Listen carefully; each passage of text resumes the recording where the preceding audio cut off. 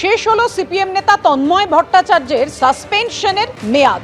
6 মাস suspension ছিল এবং দলের তরফ থেকে সেই সাসপেনশনের মেয়াদ তুলে নেওয়া হলো। খবর আলিমুদ্দিন সূত্রে ফিরিয়ে দেওয়া হলো তন্ময় ভট্টাচার্যের পার্টির সদস্য পদ, তুলে নেওয়া হলো সাসপেনশনের মেয়াদ। সাসপেনশন প্রত্যাহারের কথা জানানো হয়েছে তন্ময় ভট্টাচার্যকে। আচরণ বিধির ক্ষেত্রে সতর্ক থাকতে বলা হয়েছে, খবর দলীয় সূত্রে।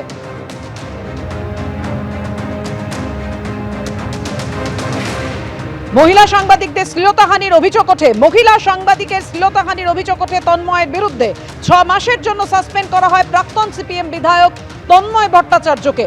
আচরণ বিধির ক্ষেত্রে সতর্ক করা হলো দলীয় নেতৃত্ব সূত্রে, এমনটাই বলা হয়েছে। সিপিএম নেতা তন্ময় ভট্টাচার্যের 6 মাস সাসপেনশনের মেয়াদ শেষ হলো। প্রগতি ময়দান থানার সামনে থেকেই ওসির গাড়ি চুরি।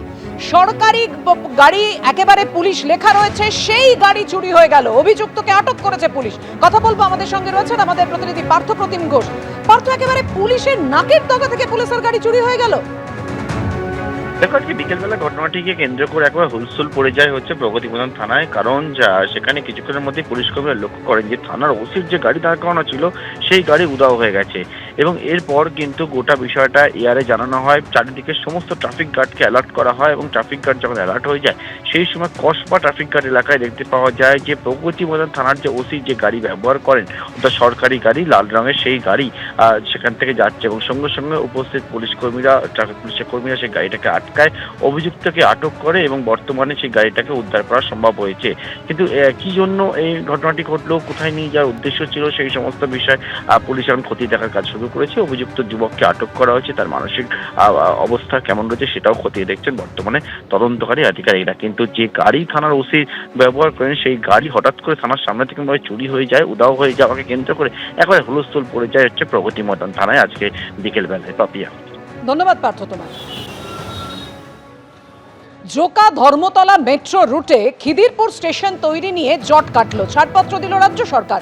কথা বলবো, আমাদের সঙ্গে রয়েছেন আমাদের প্রতিনিধি অরিত্রিক ভট্টাচার্য। অরিত্রিক, জমি নিয়ে একটা অনিশ্চয়তার জায়গা তৈরি হয়েছিল, কিভাবে কাটলো জট?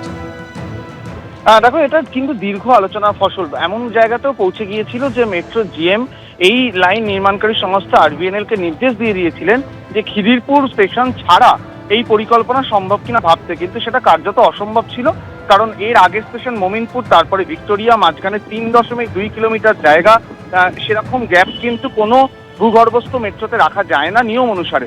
তো তারপরেও কিন্তু আলোচনা চলেছে এবং আজকে যেটা কার্যত ছাড়পত্রই দেওয়া হলো রাজ্যের তরফ থেকে, শর্ত সাপেক্ষে বলা হচ্ছে যে বডিগার্ড লাইন্স প্রিমিসেসের 1702 স্কোয়ার মিটার জায়গা ব্যবহার করা যাবে, কিন্তু সেগুলো অনেকটা অংশ আবার ফেরত দিতে হবে, আগের মতন করে দিতে হবে।